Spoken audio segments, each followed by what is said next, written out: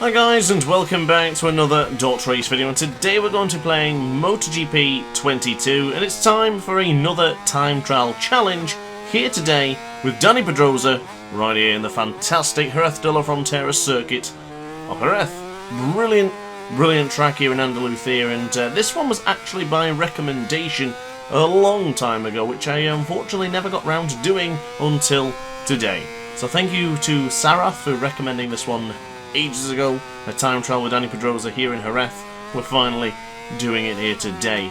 Now you're going to see a Lorenzo ghost ahead of you. That is actually my lap time, which I set ages ago when the game pretty much first came out. It was, I think it was a clip for the review I did. It was either a clip for that or possibly one of my braking guides. I just used one clip and there you go. The lap time was a 1:36.946. But I do strongly feel we can do better than that. I'm not really trying as of yet. This is just a banker lap from the recommendation of Sarath, and we'll see where we can go from there. So we're using the medium front and the medium rear right now. Just literally jumped on to see how well we compete with the past DrAce, and so far it's pretty neck and neck. Going into the right-hander for Crivier corner, keeping it nice and tight as we go even tighter for the next part. For the beautifully done there, just clipping the apex to 12th as we go into Ferrari, and now braking into the Lorenzo corner, nice and tight to the apex, almost too tight there to be quite honest with you, as we now bring on the power. Not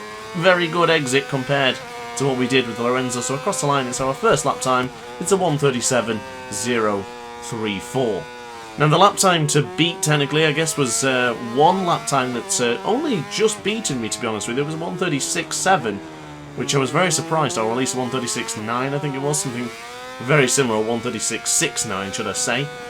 I had that Lorenzo lap since the first time I did it. It was literally one and done lap and that was it, so we're going to get this world record back no matter what, but how long we'll have it, I guess that depends on you guys. So stick around to see what the lap time's going to be towards the end of the video. But so far into the second lap of today's video, 3.5 tenths of a second up, going into the Dani Pedrosa corner. Hard on the brakes we went for the right hand side. We braked out a little bit too early in my liking, but we can work on this. It's just a couple of laps for now, just getting into the thick of things, just getting into it, just getting the momentum building, and then we can really start to push and get those fastest lap times. But coming out of the Jorge Martinez Aspar corner, nice and smooth on acceleration with the Honda. You have to be very, very careful with this Repsol Honda from 2006. It can be a bit eager upon the acceleration and does like to spin up the rear every now and again, so just be very, very careful with that. And of course I do have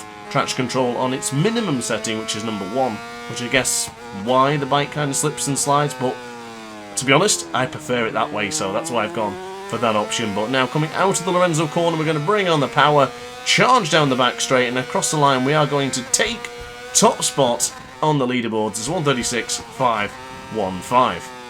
So in back into the pits I wanted to change over now to the soft front to give understanding of how we do on the front end, and I know there's a couple of corners we can improve on the brakes, and I think a nice toasty soft front could be the tyre to choose to improve this lap time. So let's see what happens on this particular lap. 3 laps out of the 10 or 11 I'm going to do here today. I do believe it's 10 by the end of the video, but for now to the right hand side going into Cito Ponds, slowly bring on the acceleration there, otherwise you do try and fight the Repsol Honda from wheeling, and that is one of the biggest weaknesses with these bikes. Anti-wheelie on 2 for me as we go extremely late on the brakes and really messing this lap up now as we bring on the power. We're going to short shift upwards to 3rd gear, keep it on to the left hand side here for turn 7, nice and tight.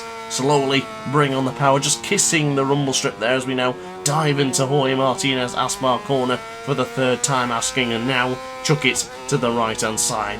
Goodness me, this corner is a difficult one to get right. Feels like you're going to go in there with the right amount of speed and then you realise you've gone too far. That sums up the Angel Nieto corner for me. It's just a real tough one. Of course, the combination of Crivier into Ferrari and then into the Lorenzo corner as well is just a section that you have to be absolutely precise with. If you don't get it right on any of those, you're not improving your lap time. But speaking of improving lap times, it looks like it is going to come to fruition for us as we bring on the power. Nice short shift up to 4th gear there across the line. It's a 1:36.411. So we absolutely have the top spot now here in Jerez in the 2009 version of this circuit. So now it's time to just keep on improving, and I can sense a 1:35 coming on, ladies and gentlemen. Yes, that's 0.4 of a second clear, but these previous lap times haven't really been that consistent. So now I decided to swap over to go for the soft rear as we get caught on the rumble strip there for turn 4. Be very careful if you do try and replicate that particular line going into turn 4. But now into Ceto Ponds, the soft rear feels fantastic.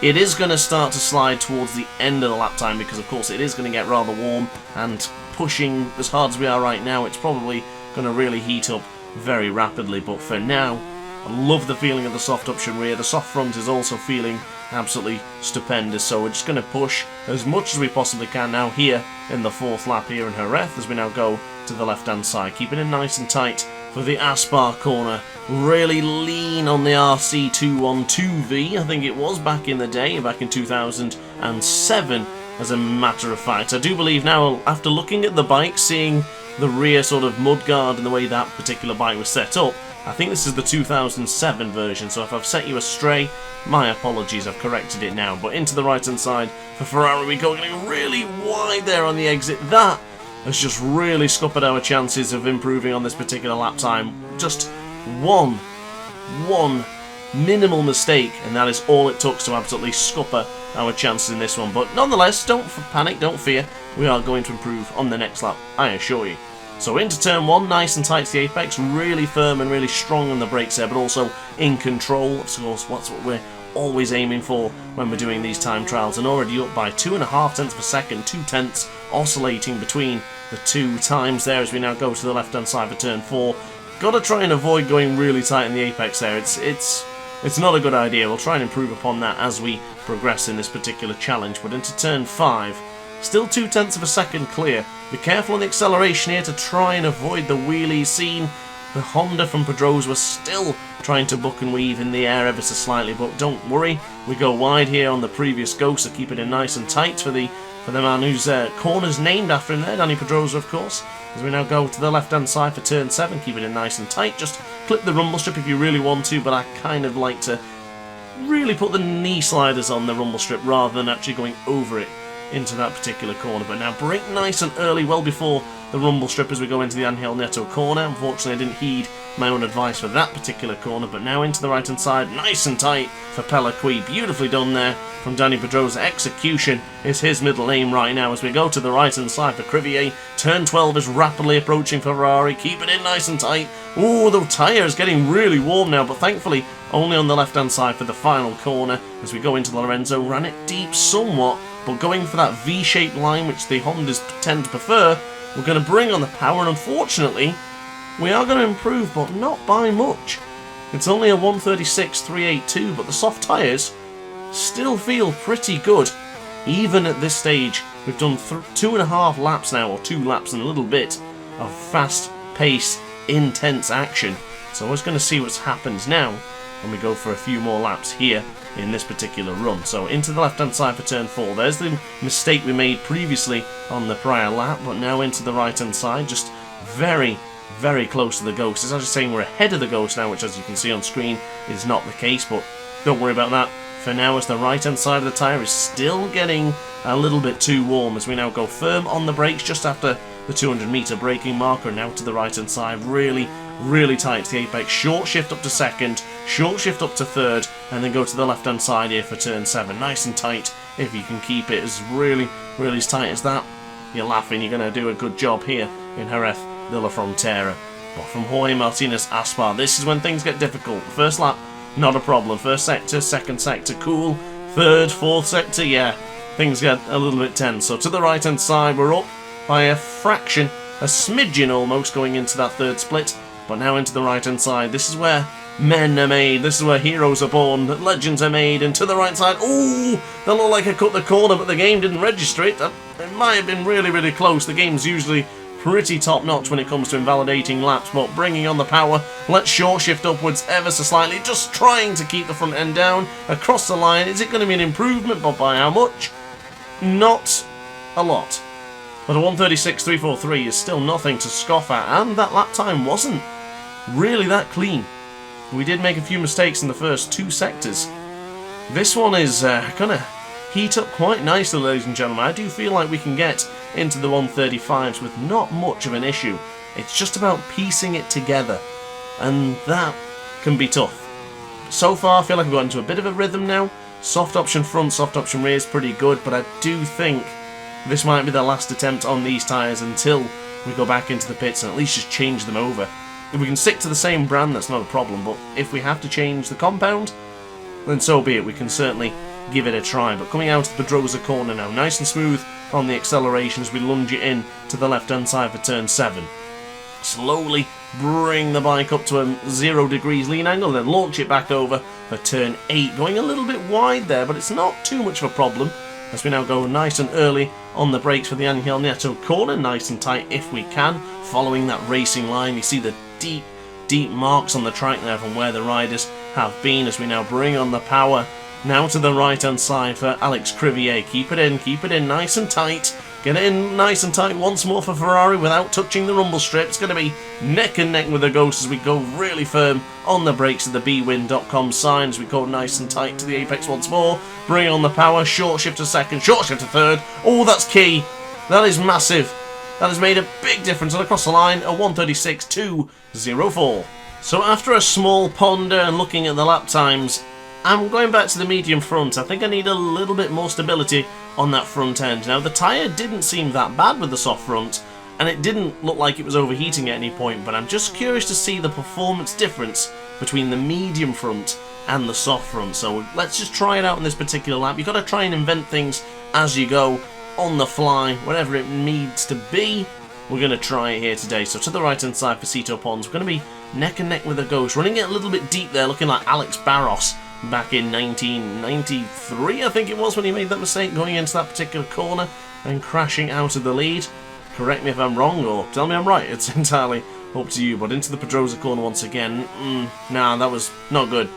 We messed that up onto the right hand side there for the Pedrosa corner, but we're still not out of it. So let's just continue as we are and see what can be done. We've got a few more laps yet before we call this one a video, so let's keep on pushing as much as we possibly can. And with the medium front, we can really brake hard. At least I feel like I can brake a little bit more harder and more firmer with the medium. I kind of felt the opposite earlier on, but you've got to really understand the feeling on the bike at the time, and at the time the medium felt it was worth a go. But unfortunately on this particular lap time it has been invalidated, but it's still very close to Pedrosa there, the transparent Pedrosa this time around. But into Lorenzo corner, going for that deeper line, then bringing it out, so going for that V-shaped line which the Honda is favoured for, and that will make an improvement. So across the line, it is an improvement, but unfortunately it is still not registered due to the invalidation. So still sticking with a medium front. This time this is going to be a proper lap now. This is going to go for it with all our might, and hopefully we get into the 135. So let's keep on pushing as we go into Michelin corner. Nice and tight to the apex for turn 3. Line the bike up ever so slightly back up to 0 degrees angle, maybe about 10 degrees, and then launch it back over for the left hand side for turn 4 as we now get neck and neck with the Ghost there. Absolutely nothing to change from. As we now go to Cito Pons, keep it in nice and tight. Ooh, pretty much identical with the Ghost a second ago, but braking at the 200 meter marker really firm. You see how much rear brake is being applied there and how much front brake is being applied in the bottom right hand corner of your screen. And now short shift up to second, into third, not any higher than third, really don't need to as we go to the left hand side for turn 7. Slowly pick up the bike and then launch it back over for turn 8 and keep it in, keep it really tight. Get that knee slider on that rumble strip and then start leaning in rather, going into the Angel Nieto corner. Apologies if you can hear a helicopter or bloody aeroplane going over my house right now, never mind about that, as we now bring on the power once again. Keep it in nice and tight. This is the part we really need to get right now. Too tight to the Crivier corner there almost as we went onto the rumble strip, and too tight again ever so slightly as we go, a massive wheelie there coming into the final sector as we go into the Jorge Lorenzo corner. And that's really not going to get the job done. We're going to try and improve, and I think we will improve, but that was a blunder and a half, making that mistake into Ferrari. That's how crucial these lap times are. So final attempt of today, ladies and gentlemen. The last one being a 1:36.136. We are moments away from getting into the 135. So we just have to piece it together, I guess, a little bit closer than we have done. So into the left-hand side for hopefully the final time of today's video. Into the left-hand side for turn 4. Getting caught on the rumble strip is still a metaphorical slap on the wrist, because you shouldn't be getting caught on there as we go really late in wide-ish for them to bring it in nice and tight and get on the power a little bit earlier this time, but make sure we don't wheelie. You can push over to the right-hand side if you need to. That's what I was trying to achieve in this particular lap as we go firm on the brakes. The bike was slipping and sliding there as we went firm on the brakes for the Pedrosa corners. We get a bit of a wheelie there. That will cost us. That has costed us. We were really, really ahead of the Ghost a moment ago, but it's still not over yet, because bear in mind, we did make that major mistake into the final sector the last time around. So if we can just avoid that, get things cushy, then we've got a perfect lap time on our hands, and that will be in the 135. So keep on pushing to the right hand side. We'll go for Crivier for the final time. It's 2/10.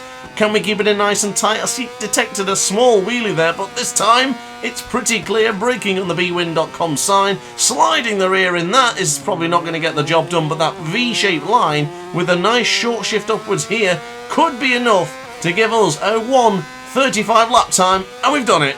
A 1:35.854. So there you go then, guys and gals.